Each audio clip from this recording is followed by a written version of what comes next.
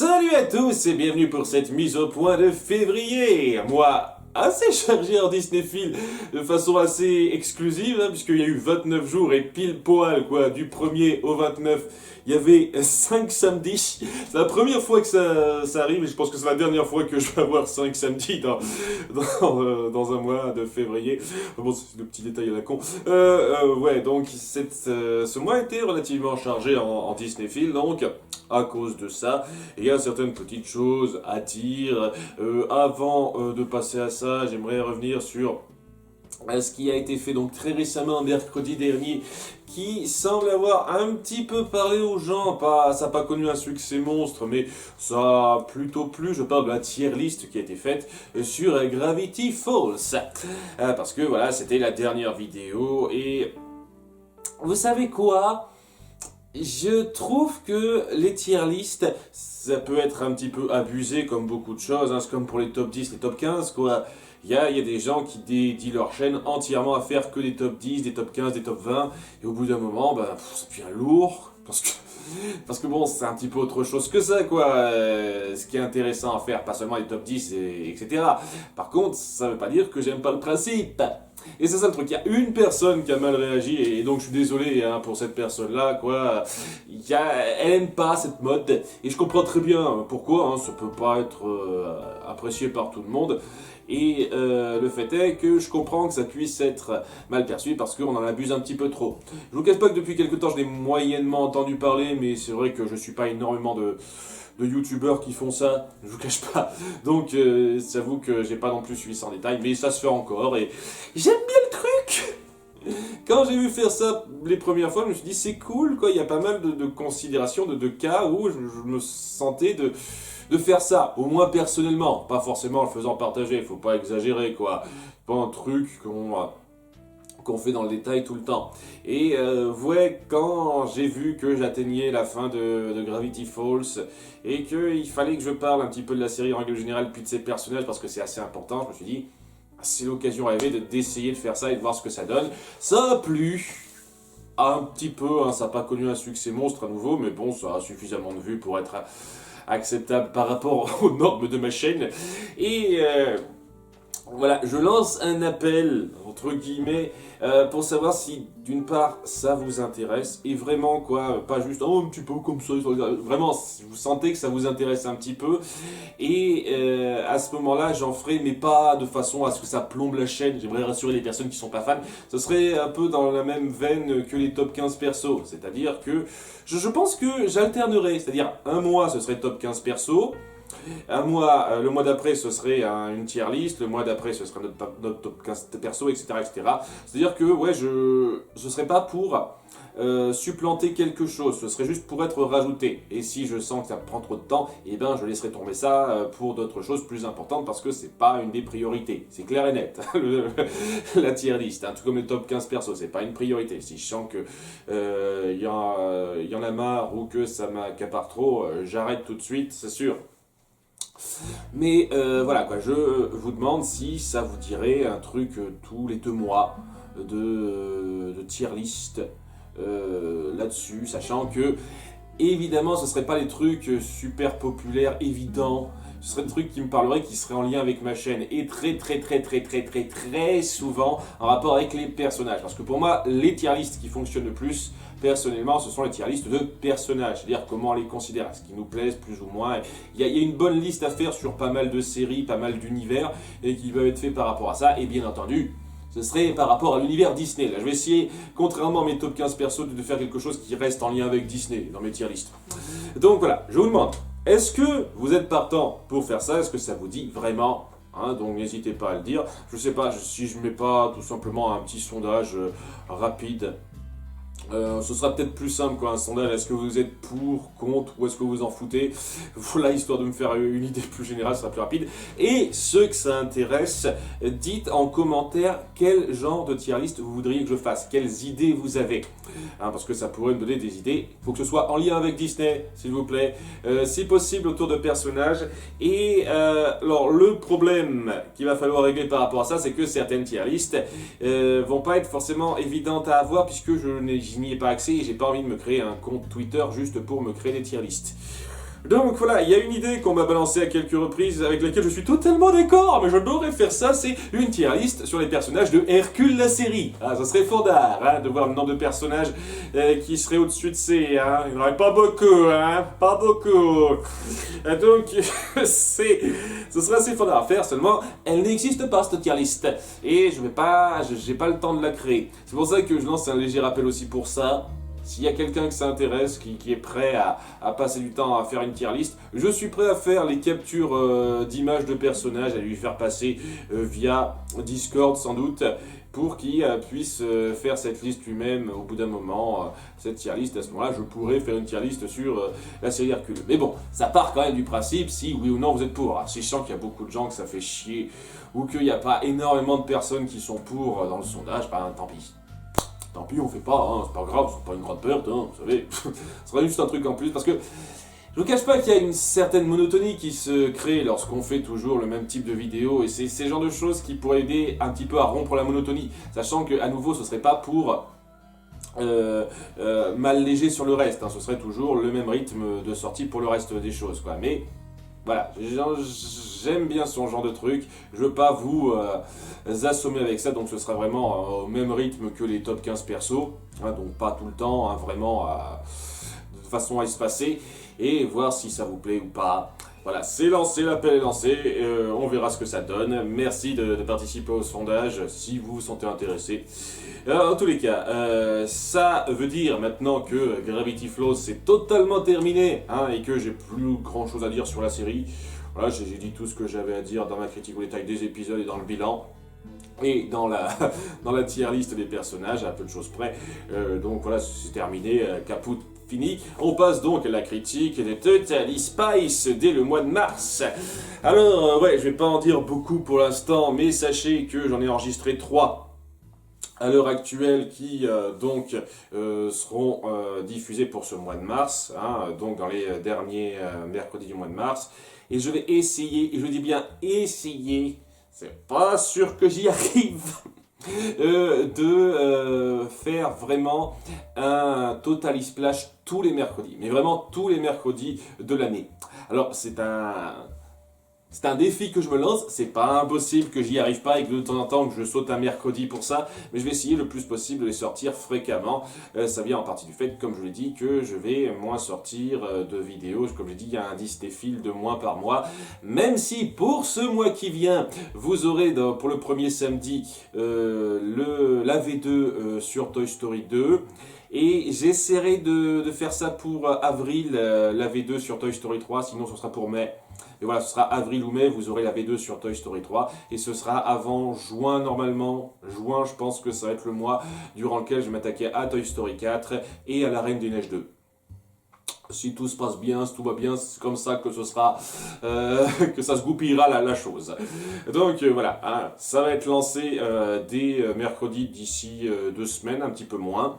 J'espère que ça vous plaira, soyez au rendez-vous, hein, la nouvelle série de vidéos qui va remplacer les Herculogues et les Gravity Flows, ça va être beaucoup plus proche du Herculogue, hein, soyez-en sûrs.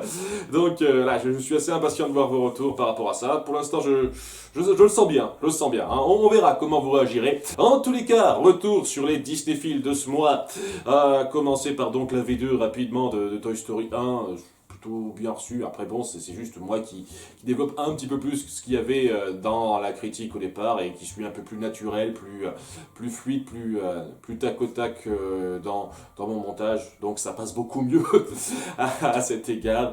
Après, j'ai pas fait énormément de rajouts. Donc voilà, ça passe plutôt bien. Et toutes les V2 doivent pas être 50 crans au-dessus de la V1, malheureusement. Hein. Il y a des fois, je suis pas extraordinairement inspiré pour faire de la critique super vive et poussé. C'est pareil pour Toy Story 2, quoi. J'ai plus développé certains points, mais globalement, je donne les mêmes arguments qu'il y a dans ma V1. Seulement, ce sera mieux présenté, mieux monté, ce sera un peu mieux fait, quoi. Hein, parce que, oui, à nouveau, on sent le côté très vieux des premières vidéos. Hein, j'étais pas à mon meilleur à ce moment-là. Donc voilà, ça c'est ce qui est prévu. Mais ensuite, donc, on a eu toutes ces vidéos sur la bande à Picsou, la série de 1987, le film, la série de 2017. certaines choses à dire. Déjà, la série de 1987, je sentais que ça allait faire mal réagir quelques personnes, ça a été le cas. Pas tant que ça, honnêtement. Mais bon, je me rends compte que, bizarrement, il n'y a pas tant de gens que ça qui sont nostalgiques des vieilles séries Disney des années 90 typiques, genre Tic et Tac, la bande à Picsou, etc. Je veux dire, il y en a, mais c'est juste une minorité qui parle un peu trop, mais globalement, il n'y a pas énormément de gens qui sont à fond là-dedans, quoi. En règle générale, en tout cas, par rapport aux gens qui me suivent, les gens s'en fichent un petit peu, quoi. Je veux dire, ça existe. Il y en a qui sont un petit peu d'accord avec moi, mais il y en a bien entendu quelques-uns qui ont mal réagi parce que pour eux c'est une série de leur enfance. Et je comprends, vous savez, moi aussi il y a des séries de mon enfance qui m'ont bien marqué et pour lesquelles j'ai une certaine affection. Et Enigma par exemple, c'est une série de mon enfance que j'ai adoré voir. Je me la re-regarde maintenant, je vous jure, mais c'est un stupide. Sur tellement de points. Après, quand on est un gamin de 10 ans, ça passe très bien. Enigma, mais quand on est un tout petit peu adulte, quand on a un esprit critique un petit peu plus poussé, non, j'irais clairement pas dire que c'est une série géniale, quoi. Bon, j'irais pas dire qu'elle est affreuse, faut pas exagérer, rassurez-vous, mais voilà, c'est histoire de dire, je comprends que vous ayez cette attache particulière à une série que vous avez suivie quand vous étiez tout petit et qui représente quelque chose pour vous. Moi, ça n'a pas été le cas, je vous cache pas que j'ai suivi pas mal d'autres séries typiques, pas forcément Disney, je vous cache pas, à cette époque, et donc j'ai une affection particulière pour ces séries par rapport à ce ressenti, cette nostalgie, mais je vais éviter de considérer ça comme ce qui va déterminer mon appréciation globale. Je veux dire, Enigma, voilà, nostalgie de l'enfance, ça représente quelque chose pour moi, ça veut pas dire tout d'un coup que c'est une série génialissime, mais pas pour moi en tout cas, hein, et pas mal de choses de ce genre-là que je pourrais dire. Donc, pour ce qui est de la bande à Picsou, je vous cache pas que, ouais, cette espèce de statut culte qu'il a reçu est un petit peu excessif pour moi. Il y a énormément de séries de ce même genre de qualité, avec des univers un petit peu similaires, qui n'ont pas autant décollé que ça, et qui valent à peu près autant que ça de décoller, c'est-à-dire, ouais, ça c'est correct, mais on peut faire largement mieux, quoi. Donc, depuis le début que j'ai commencé cette chaîne, je sentais clairement, lorsque je me suis attaqué à certaines séries, qu'on allait me la demander, celle-là. Ah, tu vas faire la bande à Picsou, et je savais dès le départ que ça passerait pas crème, parce que c'est pas une série qui m'a emballé dès le plus jeune âge ou quoi que ce soit, c'est une série qui m'est passée par-dessus la tête assez vite. Donc, ouais, quand je me suis enfin décidé à regarder cette série, et de façon assez espacée, je tiens à le préciser parce qu'il me semble qu'il y a une personne qui a insinué que c'est pas une série à regarder comme ça tout d'une traite. J'aimerais préciser que quasiment tout le temps, je me regarde jamais une série d'une traite. Je ne fais jamais de binge-watching, comme on dit, d'une série, quoi. Je regarde rarement plus de 3-4 épisodes d'une série par jour, personnellement, déjà. Et pour préparer une série, quand je suis pas sûr si elle va me plaire ou pas, très souvent, je me prépare bien à l'avance, par rapport au nombre d'épisodes qu'il y a, etc., pour être sûr d'avoir une marge, pour être sûr qu'au moment où je devrais la traiter, parce que j'ai quand même un planning prévu avec une certaine avance, je sois certain d'avoir vu tous les épisodes avant. Hein. Ça a été le cas avec la bande à Dingo, quoi. Je me suis fait pas plus d'1 ou 2 épisodes par jour, et j'ai fait des longues pauses, hein, aussi des fois, parce que je veux dire, ouais, non, ça va. C'est le cas pour la bande à Picsou, je me suis pas fait plus d'1 ou 2 épisodes par jour. Voilà, et même des fois j'ai fait des pauses, parce que, ouais, c'est pas une série qui me parlait énormément. Donc, ouais, hein, j'ai pas saturé de cette série en me forçant à regarder plusieurs épisodes à la suite comme ça, comme si je me gavais d'un truc qui me plaisait pas. C'est clairement pas ça. Je tiens à préciser, ça ne joue absolument aucun rôle dans mon appréciation de la série. Pareil pour la bande à Dingo et toutes les autres séries que j'ai regardées. Voilà, il y a certaines séries que je me suis regardé dans un temps plus court parce que elles me plaisaient. Donc ouais, je me regarde plus souvent les épisodes quand dans une série qui me plaît. Faut dire ce qui est, hein. Ça marche plus, hein. T'as plus envie d'y retourner, hein, une série qui te plaît. Donc voilà, quand je me suis regardé 100 épisodes en prévoyant ça à l'avance, je sentais que ça allait pas forcément me plaire. Et je vous cache pas qu'au début, c'était très très mal parti. Genre les 8-9 premiers épisodes, à un épisode près qui était passable, les autres étaient chiants. C'était le niveau débile de l'aventure mal réfléchie pour gamins, avec des personnages qui brillaient pas très bien. Après, ça s'est beaucoup plus équilibré, avec davantage d'épisodes mieux écrits, des aventures mieux pensées, et donc, ouais, ça s'est mieux rattrapé. Mais les premiers épisodes, je vous jure, waouh! Enfin, dans l'ordre de diffusion française qu'on nous a présenté, je vous jure, ça m'a pas beaucoup plu, quoi. Et ouais, après, une fois que je suis rentré dans le bain, voilà, une coutume, une petite habitude, l'épisode du jour. Et souvent c'était correct ou quelquefois un petit peu médiocre parce que ça volait pas très haut, c'était pas très recherché. En grande partie parce qu'on en a fait beaucoup trop. 100 épisodes c'est trop pour ce que ça raconte. Mais bon, hein, voilà, j'étais assez détaillé. C'est, je pense, ma critique de série la plus longue que j'ai faite jusqu'à présent.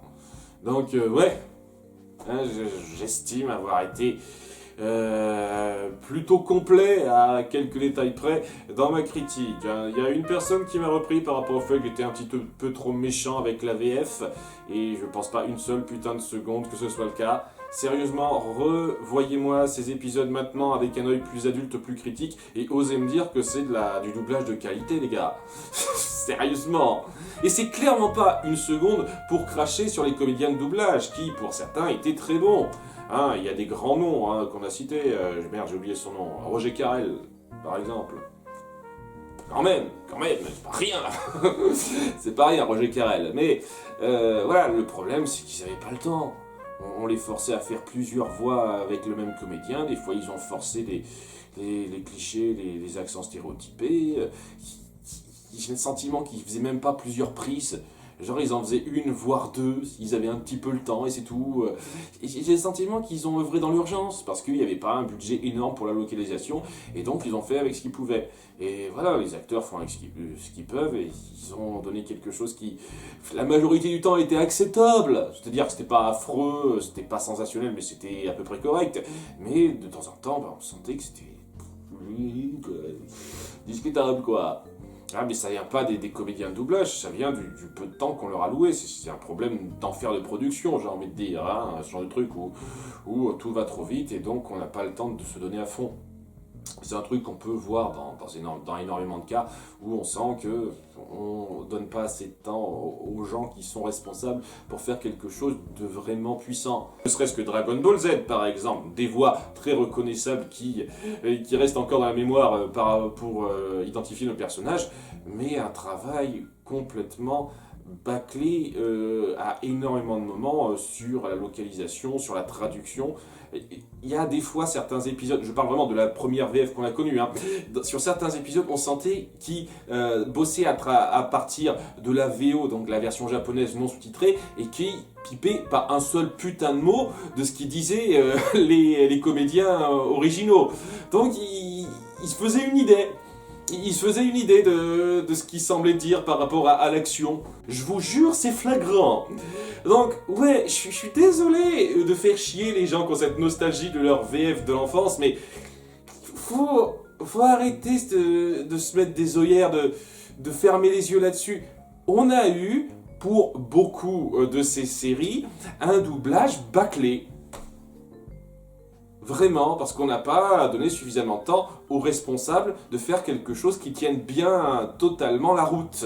Et c'est pour moi le cas avec la bande à Picsou 1987. Hein. Est-ce que c'est un des pires doublages qui soit? Non, ça vaut pas Ken le Survivant ou d'autres conneries de ce genre-là. Hein. Je préfère encore ce doublage, celui de Super Baloo, par exemple. Mais ça casse pas la baraque, quoi. On pouvait faire 1000 fois mieux. 1000 fois mieux. Donc ouais, je tiens à dire ça, tant mieux si vous avez vécu avec ça, vous avez grandi avec cette série, donc voilà, vous avez une valeur sentimentale nostalgique. Faut pas se bercer d'illusions par rapport à ça, quoi. Réécoutez-moi à la série écoutez-moi certains épisodes et osez me dire que le doublage français était de qualité inégalable. Hein. Faut pas exagérer.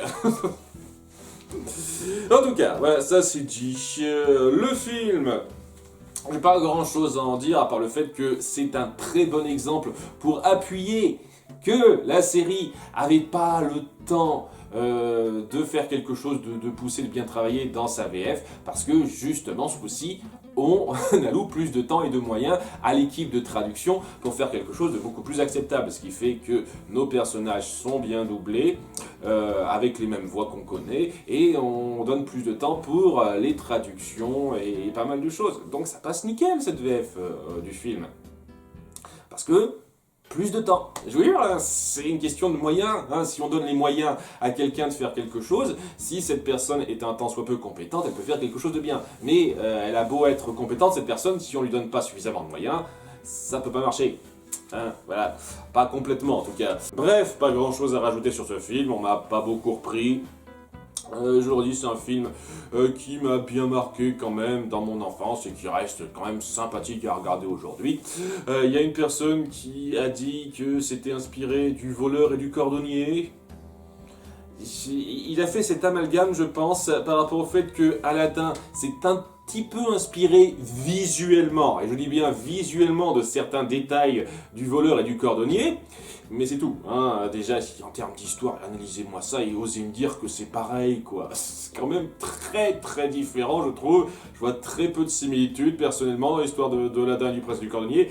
Et voilà, quoi, si ça s'est un peu inspiré visuellement de ça, c'est tout, c'est tout. On revient vraiment sur des bases qui sont très identiques, je trouve, par rapport à cette histoire de génie dans Aladdin et dans la bande à Picsou. Voilà, il y a personne qui est venu me contredire là-dessus, donc c'est pour ça que je vais pas m'étendre davantage là-dessus. Mais voilà, on parle vraiment d'une base d'histoire qui est quand même vachement similaire avec ce génie qui est trouvé comme ça. Il y a un sorcier qui veut l'utiliser et au bout du compte, à la fin, il est libéré parce qu'on voit que c'est une personne comme tout le monde et qui mérite de vivre sa vie. C'est très très identique à ce que vit le génie dans Aladdin, quoi. Faut pas se leurrer, faut pas se leurrer. Donc voilà, c'est pour ça que je fais ce parallèle qui pour moi est assez évident. Et à nouveau, c'est dommage pour la bande à Picsou, enfin le film Picsou, le trésor de la lampe perdue, parce que voilà, il est arrivé en premier, mais il a été surclassé par quelqu'un qui a fait la chose mieux, en tout cas en ce qui me concerne. Bref, ça nous amène à la série de 2017, qui a été plutôt bien reçue. Hein. Bon, étant donné que j'ai fait une critique majoritairement très positive, c'est normal que ce soit plutôt bien reçu. Pour changer, hein, c'est vrai que ça me change hein, de faire des critiques positives. À la suite, je vous cache pas que j'ai pas choisi les meilleurs... le meilleur planning pour alterner entre le positif et le négatif dernièrement, donc faire du positif comme ça, aussi appuyé, ça fait plaisir de temps en temps quand même. Hein. Sinon, ouais, je tiens à dire un truc qui n'a pas bien été compris. Parce qu'il y a certaines personnes qui ont réagi en disant « Mais pourquoi tu dis ça à la fin sur cette révélation alors qu'on explique pourquoi tu parles pas de tel personnage qui apparaît plus tard dans la saison 2 ?» Eh ben parce que j'ai pas encore vu la saison 2. Je fais la critique de la saison 1. Ça c'est une coutume que j'ai depuis quelques temps. J'ai commencé avec Réponse. La série Réponse a été la première série qui a lancé cette mode. Et depuis, j'ai fait ça avec La Garde du Roi Lion. J'avais perdu le fil. Baymax et les nouveaux héros. Et maintenant, la bande à Picsou 2017. Voilà. C'est le truc. Hein, c'est un truc que je fais hein, avec les séries récentes. Je me regarde la première saison, voir comment ça démarre. Qu'est-ce que ça lance. Est-ce que ça vaut le coup dès cette première saison? Parce que la première saison, c'est censé nous accrocher complètement à cet univers, ce qu'on veut créer. Est-ce que c'est bien fait ou pas? Dans La Garde du Roi Lion, moyen. Dans Baymax et les nouveaux héros, pas du tout. Dans Réponse, oui. Et dans la bande à Picsou, totalement. Totalement, ça marche très bien. Il y a quelques petits trucs perfectibles, mais globalement, c'est quand même un très bon début. Hein. Voilà, c'est ce que je veux préciser, c'est ce que je veux appuyer par rapport à mon expérience en ayant vu la saison 1 et uniquement la saison 1. Donc ouais, je vais pas parler de certains détails, je vais pas parler aussi d'un personnage assez important en lien avec Lena. Certains me l'ont reproché, pourquoi tu t'es pas étendu là-dessus? Ben, parce que, vous savez quoi, j'ai un peu envie que les gens découvrent un peu ça eux-mêmes. Vraiment, toutes les étapes de découverte de ce personnage en question, qu'est-ce qui vaut, comment il évolue, comment on nous montre cette espèce de montée du personnage. C'est quelque chose qui vaut vraiment le coup, qui mérite d'être découvert tout seul, sans que je fasse de commentaires là-dessus, à part dire que c'est très bien fait. C'est très bien fait. Voilà, c'est très bien fait. Après bon, ce personnage en question, je m'y pencherai quand je ferai la critique en détail de toute la série. C'est ce que je prévois de faire également pour Réponse. La série Réponse et la série La Bande à Picsou 2017, lorsque elles seront terminées et que la VF sera disponible pour toutes les saisons, je ferai une critique globale de ces deux séries en entier. Voilà, soyez rassurés. À ce moment-là, je parlerai de certains détails dont j'ai pas parlé parce que ce sera plus mis en avant dans les saisons suivantes par rapport à la saison 1, ou parce que je sentais que ça méritait d'être plus abordé globalement que par rapport à la qualité vraiment réelle de la saison 1, quoi. C'est ça le truc. Donc voilà, certains détails dont j'ai pas parlé, rassurez-vous, j'en parlerai, ou pas, parce que je trouverai peut-être que c'est pas aussi important que vous aussi, ça peut jouer, ça, vous savez, hein. Même le délire avec les trois Caballeros qui apparaissent dans la saison 2, en me disant ça à un moment donné, j'en ai rien à branler les trois Caballeros, si ça se trouve, j'en aurais rien à foutre dans la saison 2, et je dirais rien de particulier dessus. Tant pis pour vous, hein. Qu'est-ce que j'ai envie de vous dire, hein. Je verrai quand ça viendra. Peut-être que ça m'époustouflera, on verra, hein. Sachant que, ouais, il y a les trois Caballeros qui est disponible aussi maintenant. Je sais pas si c'est une version sous-titrée français ou une version française, mais c'est disponible, donc logiquement, la mini-série Les Trois Caballeros, je devrais faire un Disney Film dessus. Si je sens que ça peut m'intéresser, si je sens que ça m'inspire. Mais normalement, ça devrait pas être trop compliqué. C'est une mini-série de 12-13 épisodes. C'est terminé, il n'y a pas de suite. En tout cas, il me semble. Si ça se trouve, ça a connu assez de succès pour générer une suite. Mais du peu que j'en ai lu, ça a l'air d'être une série unique, une mini-série unique qui raconte quelque chose de carré précis. Donc ouais, ça peut valoir le coup largement d'être vu. Et puis bon, ce sera nos trois Caballeros abordés de façon, je sais pas, un petit peu plus profonde que dans leur film où c'est juste des gimmicks qui n'ont pas vraiment de développement ou quoi que ce soit. Là, ils vont être développés dans une histoire qui a un sens, donc ça peut valoir le coup.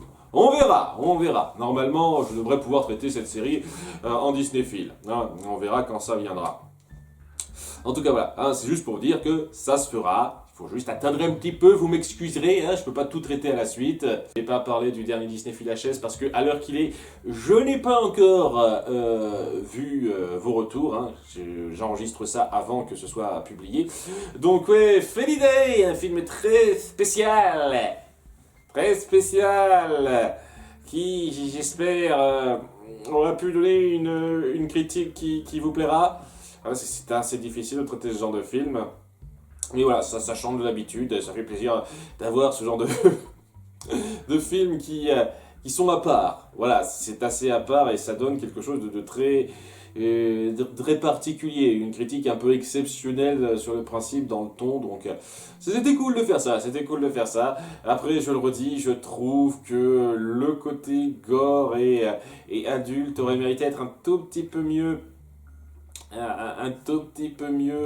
dirigé, un peu mieux pensé sur certains points, même si les deux tiers du temps ça va très bien. Et ouais, c'est un petit peu ennuyeux. Hein, j'ai fait un parallèle avec les séries Nip Tuck et Californication. Je sais pas si je vais avoir des retours là-dessus, mais je fais ça en prévoyance, sait-on jamais. J'ai regardé seulement la saison 1 de Californication, j'ai pas accroché plus que ça, parce que je trouvais que le truc un peu salace qu'on mettait en place devenait un peu trop gratuit au bout d'un moment. Nip Tuck, j'ai suivi toute la série. J'en garde un souvenir assez bon parce que j'apprécie beaucoup les deux personnages centraux et certains liens qu'ils forment. Après, ça serait quand même se foutre de la gueule du monde de dire qu'elle est parfaite, quoi. Hein. On part dans certains délires grossiers et donc vulgaires sur certains fétiches, certains trucs que certains gens sont prêts à faire, à un niveau où c'en est juste, on veut fourrer à peu près tout et n'importe quoi, juste pour le facteur choc. Genre, il y a un moment donné, il y a un mec qui a pour fétiche de faire l'amour à des meubles. Et on fait une mise en scène où on le montre ça. Vraiment, il met en place tous ces meubles, etc. Et puis après, ah oui, c'est bon. C'est vraiment... Non, c'est un petit peu trop con pour moi, vous voyez. C'est ce genre de détail qui me gêne un petit peu et que je trouve complètement superflu dans votre délire, hein, vous voyez. Il y a des trucs qui me plaisent bien dans cette série. Et à nouveau, là, la dynamique entre nos deux personnages principaux est très bonne. Il y a pas mal de choses qui sont sympathiques, mais il y a pas mal de choses qui sortent un petit peu de nulle part et qui sont beaucoup trop gratuites pour être une grande série, en tout cas personnellement. Voilà, et Californication, c'est le même genre de délire que j'ai ressenti dans la saison 1, mais ce coup-ci, j'arrivais pas à accrocher au personnage, donc... non...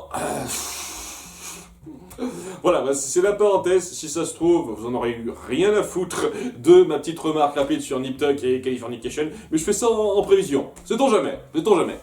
En tout cas, voilà, j'ai pas grand chose à dire de plus sur Felidae. Je vous recommande quand même de voir ça si vous avez un peu les tripes. Sinon, c'est pas non plus le plus grand film qui soit, mais ça change d'habitude. Et donc, ça fait plaisir de temps en temps de voir un film comme ça.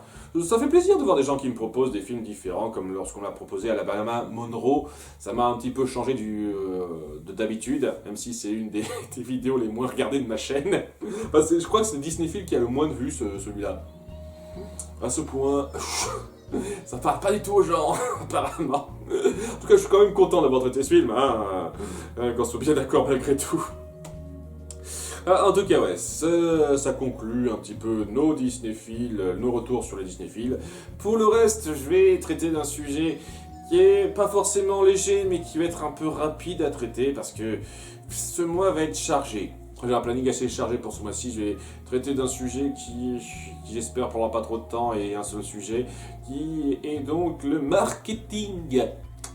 Alors, le marketing, j'ai hésité entre ce sujet-là et un autre, mais bon, ce sera pour la prochaine fois, je pense. Alors, pour vendre une œuvre, il y a ce qu'on appelle la publicité. Hein. Je vous prends pour des cons, excusez-moi. C'est juste pour introduire la chose. Hein. Il faut faire la pub d'une œuvre qu'on a produite, parce que sinon, les gens, ils sauront pas que ça existe. C'est logique. Hein. Il y a toujours ce petit détail à faire. Et malheureusement, depuis quelque temps, j'ai le sentiment que ça joue un petit peu trop un rôle dans le succès des œuvres. Bien entendu qu'il faut savoir promouvoir un film avant sa sortie pour faire savoir aux gens qu'il existe. C'est un petit peu abondant, ça. Le fait est que ça devient un art maintenant de promouvoir un produit à un tel point que ça devient presque triste, je trouve, parce que j'ai le sentiment qu'il y a énormément de cas, quand un film marche, c'est pas tant grâce à sa qualité intrinsèque que grâce donc à tout ce qui s'est fait autour avant. Le film qui m'a fait réaliser ça, et c'est la raison pour laquelle j'ai décidé de parler un petit peu de ce sujet-là dans cette vidéo, c'est que c'est Sonic, le film Sonic que j'ai pas vu, que je compte pas du tout aller voir. Et ça me sidère un petit peu de voir le succès incroyable, fulgurant qu'il a connu, en sachant ce que disent énormément de gens sur lui. Parce que bon, il y a des critiques négatives, mais majoritairement, c'est quand même assez positif, mais pas du positif extraordinaire, vous voyez. C'est du positif, oh, c'était sympa. C'est un petit film familial d'aventure, ça faisait bien passer le temps. Ça allait. D'accord, est-ce que pour vous, ce niveau de qualité que vous me dépeignez, ça mérite de rapporter plusieurs centaines de millions au box-office mondial et d'être devant tous les autres dans les dernières sorties, d'être un des films qui réussit le plus ces derniers mois? Ça allait à ce point-là, parce que ça donne pas vraiment cette impression-là, bizarrement, hein, vu comment vous me vantez cette qualité acceptable, mais juste acceptable du film. C'est surprenant quand même. Et c'est là que je me suis vraiment rendu compte d'un truc. Vraiment, hein, même si, bon, j'étais assez conscient de ça avant, mais là, ça a totalement planté le clou jusqu'au bout pour moi. Ce qui fait marcher un film, plus que sa qualité intrinsèque, c'est la reconnaissance de la marque et la promotion qu'on fait autour de lui. Et le film Sonic a ça. La marque Sonic est ultra connue, il y a vraiment un grand public assez large qui est intéressé par cet univers et ce personnage. Et vous avez fait une promotion que je trouve ultra ingénieuse. Si on part du principe que c'était vraiment voulu, parce que il y a certains débats par rapport à ça. Hein, ceux qui n'ont pas suivi, je sais pas comment vous avez fait, mais le fait est qu'au départ, il y avait un trailer qui a fait chier à peu près tout le monde, puisqu'il était dégueulasse, Sonic, dans son design. Ah, et ouais, ça a tellement mal marché que les créateurs se sont dit, ok, on va reporter la date de sortie et on va changer le design de Sonic. Rassurez-vous. Donc il y a un nouveau trailer qui est sorti du même niveau techniquement, hein, en termes de ce que ça raconte, etc. Mais avec Sonic bien fait. Visuellement bien rendu, tout ça, hein, ça plaisait aux fans. Et les gens étaient aux anges. Ça a énormément fait parler et lors de la sortie, tout le monde savait que ce film existait. Tout le monde était intrigué de voir ce que ça donnait, quoi, avec après cette espèce de remontée de pente. Et c'est grâce à ça qu'il y a énormément de gens qui sont allés voir Sonic, le film. Pas parce que ça promettait énormément en termes de scénario, mais parce que ça a énormément fait parler avec cette espèce de pente de qualité. C'est-à-dire, au début, c'était un super bad buzz, mais qui a été rattrapé, histoire de dire, ouais, vous savez, les gens, on vous entend, on vous comprend, on change des trucs. Les gens ont été un petit peu caressés dans le sens du poil. Ça a énormément fait parler en mal pour faire parler en bien. Et au bout du compte, tout le monde savait que ce film sortait et tout le monde était curieux de voir ça. Hein, toutes les personnes qui étaient un tant soit peu intéressées par Sonic, et même celles qui n'étaient pas plus intéressées par Sonic que ça, il y en a, je suis sûr, sont allées voir ce film, et étant donné que la qualité semble-t-il était acceptable, ils se sont dit, ok, on n'a pas totalement perdu notre temps, ça va. Donc, histoire d'une réussite, c'est assez triste. Je trouve ça assez triste, assez ingénieux. Honnêtement, je dis chapeau bas à la personne qui a organisé ça, parce que je suis sûr à 90%, on va dire, que la personne savait ce qu'elle faisait. Je suis sûr qu'ils savaient ce qu'ils faisaient au départ et qu'ils ont fait exprès ce bad buzz pour bien faire cette remontée de pente et faire marcher leur film. Parce que je vois pas comment quelqu'un pourrait regarder ce design de personnage et se dire « Ok, ça va vendre ». Il devait y avoir une conscience que c'était à chier au départ, quoi. Hein. Je suis sûr qu'il devait y avoir ça. Malheureusement, ça ne fait que confirmer ce que je déplore un petit peu, ce que je crains vraiment de la part du grand public, c'est-à-dire le fait que c'est pas vraiment la qualité qui les attire, c'est la promotion. Si on sait bien promouvoir quelque chose qui n'est pas trop merdique, et ben ça parlera et ça aura du succès. Et si en plus de ça, il y a une marque reconnaissable, alors là, jackpot. C'est le principe avec les remakes live action, hein. Quoi qu'on en dise, hein, c'est pour ça que ça se fait, c'est pour ça que ça marche. On sait que c'est une marque connue, ces trucs-là. On sait que ce sont des films qui ont fait parler d'eux. Et ces films-là, à l'époque, s'ils ont eu du succès, c'est certes parce qu'il y avait le nom Disney qui était rattaché, ça jouait beaucoup, mais aussi parce que ils ont créé quelque chose intrinsèquement en eux-mêmes qui a bien marché. Ce qui fait que dès le départ, les films originaux sont beaucoup plus méritants que les remakes, hein, quoi que vous en disiez. Mais voilà quoi, maintenant il n'y a plus besoin de ça, il n'y a plus besoin de créer quelque chose. On a cette marque reconnaissable. On sait que la nostalgie ça marche à fond. Paf, on a ça. On affiche les images, on fait de la promo facile, bien grasse, qui fera en sorte que les gens connaissent. En fait, c'est tellement reconnaissable qu'on fait une promo minimum et de toute façon les gens ils en parleront à fond. Et belote, jackpot, on se fait des tonnes de fric par rapport à ça, parce qu'on sait que c'est ce qui attire les gens. Même les gens qui sont pas fans du principe se disent « Oh, un remake du Roi Lion, je suis faible, faut que je regarde ça. » Curiosité morbide presque. Presque ça. C'est ça qui marche. C'est ça, au bout du compte, qui amène le plus souvent le succès d'un film. Voilà, et j'ai l'impression de dire des évidences presque. C'est pas impossible, hein, désolé si c'est ce qu'il y paraît. Mais voilà, c'est ça qui amène le succès, c'est ça qui, indépendamment de la qualité, fait qu'un film va rapporter. Sachant que bon, je pense qu'il y a quand même un petit facteur qualité. Si c'est vraiment totalement merdique, il y a quelque chose qui passera pas. Hein, il y a certains films qui ont beaucoup fait parler d'eux, mais ils étaient de qualité tellement moisie que il ne pouvait pas marcher malgré tout. Sonic, apparemment, il a fait suffisamment de qualité, une qualité potable, passable pour pouvoir passer, être acceptable. Et j'imagine que ouais, les remakes aussi. Enfin bon, ils avaient quand même l'avantage de reprendre un scénario qui a fait ses preuves, donc c'est un petit peu normal que, indépendamment, intrinsèquement, on se dise « Oh, c'est pas si mal que ça, quoi !» Parce que le scénario est bien à la base. C'est normal, hein, ça marche bien aussi, ça. Enfin bon, hein, j'ai pas envie de m'attarder, de m'acharner davantage sur les remakes live action, mais bon, ce sont des parfaits exemples, de parfaites illustrations de ce qui appuie ça. Et à côté de ça, des films de grande qualité qui, je suis sûr, auraient pu mieux marcher que ce qu'ils ont fait, n'ont pas eu le succès et qu'ils méritaient parce qu'ils n'ont pas été bien promus. Un premier en tête qui me vient, c'est évidemment La Planète au Trésor.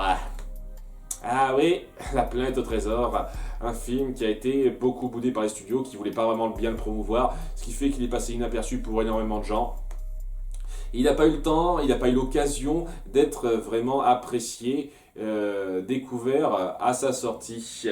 Ce qui fait que il est passé sous les radars et c'est loin d'être considéré comme un classique Disney. Même si je sais pas s'il aurait été considéré comme un classique Disney parce que voilà, il est sorti durant l'une des pires périodes de l'animation 2D chez Disney, c'est-à-dire celle où les gens commençaient à s'intéresser à la 3D plus qu'à la 2D. Peut-être que ça joue, hein, je vais pas dire le contraire. Mais je pense qu'il n'a pas eu toutes ses chances à cause de ça. C'est ce truc de la promotion, de la marque connue, qui prend presque le pas sur la qualité, au bout du compte, intrinsèque du produit. C'est triste, comme je l'ai dit. Mais faut s'y faire, hein, faut le reconnaître. C'est un rôle important pour vendre. Il faut promouvoir son produit. Il faut savoir bien l'étiqueter, son produit. Et quand on fait ça, eh ben, on a fait les 2 tiers du boulot. Après, si tant est que ça arrive à être un tant soit peu acceptable en termes de qualité, eh ben, les gens viendront y bouffer sans problème. C'est totalement ce que ça m'a renvoyé en fait, ce succès incroyable de Sonic, qui, à nouveau, des commentaires que j'en ai lus qui étaient assez nombreux, semble vraiment pas si ouf que ça. Pourtant, il a beau pas être si ouf que ça, même pour les gens qui ont apprécié, ça mérite d'avoir autant de succès et autant de rentrées d'argent. Parce que c'est le système. C'est pas pour dire que ça se faisait pas avant, hein, qu'on soit bien d'accord sur un point, parce que j'ai l'impression d'être un vieux con en disant ça. C'est pas pour dire que c'est pas un truc qui se faisait avant. Des films comme Space Jam, par exemple, si le film a rapporté, je pense pas que ce soit par rapport à sa qualité intrinsèque, faut pas exagérer, hein. S'il a rapporté, c'est parce qu'il avait des grands noms, une bonne étiquette, et on a fait une promotion d'enfer dessus. Bien entendu qu'il a eu du succès grâce à ça. On peut parler d'autres films de ce genre-là qui ont bien marché grâce à ce genre de méthode. Et ouais, la promotion, ça a toujours été important. Mais ouais, c'est quelque chose qui s'affiche de plus en plus, en tout cas maintenant que je suis plus adulte, c'est quelque chose que je remarque de plus en plus, sans doute. Et c'est un peu dommage, c'est un petit peu dommage. J'aurais presque envie, et c'est une idée rapide comme ça, de faire, à chaque fois qu'il y a un grand film blockbuster qui m'intéresse pas particulièrement, qui sort, en sachant qu'il va rapporter énormément parce que c'est un blockbuster qui fait parler de lui, il est bien promu, etc. De faire à côté une critique d'un film, d'un autre film qui sera à côté, beaucoup moins connu, beaucoup moins célèbre, qui m'intéresse plus. Juste pour dire, n'allez pas voir ce film-là, allez voir plutôt ce film-là, où je vous donne mon impression sur ce film-là, qui mérite plus qu'on en parle, quelque chose comme ça. J'aurais presque envie que quelqu'un fasse une chaîne de ce genre-là, quoi. Genre, n'allez pas voir tel film populaire, allez voir tel film à la place. Ou je ne suis pas allé voir tel film populaire, je ne suis pas allé voir Sonic, je suis allé voir, je ne sais pas quel film est sorti en même temps. À nouveau, je ne suis pas cinéphile, c'est aussi pour ça que je pense que je vais pas lancer l'idée. Tel film moins connu qui fait moins parler de lui, mais qui a une prémisse plus intéressante. Je suis allé voir ça à la place. Voilà ce que j'en pense, et on s'en fout de Sonic, on l'emmerde. J'aurais presque envie de voir une chaîne qui fait ça, vous voyez. Enfin, si ça se trouve, il y a des gens qui font ça, malheureusement ils sont pas assez connus. En tout cas, ouais, c'est juste pour dire, c'est un constat qui, je suis sûr, a été fait par énormément de gens. Je suis pas un des premiers à faire ça, hein. Je fais pas quelque chose de très original, là, tout de suite, hein, j'en ai conscience, et c'est juste que j'avais pas énormément d'idées, je vous cache pas. Pour cette mise au point, c'est cette reconnaissance que ouais, la promotion et la reconnaissance de la marque jouent un rôle assez fort dans le succès, malheureusement.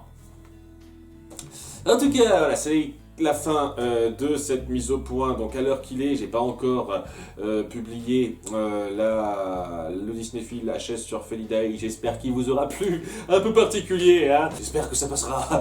On verra. En attendant, merci d'avoir suivi et bon mois de mars. Il y a pas mal de choses qui vont être assez particulières. Pas des films super connus, hein, mais et il faut parler un peu de cela, hein, si je veux remplir ma chaîne, avoir de quoi poursuivre jusqu'à la fin de l'année.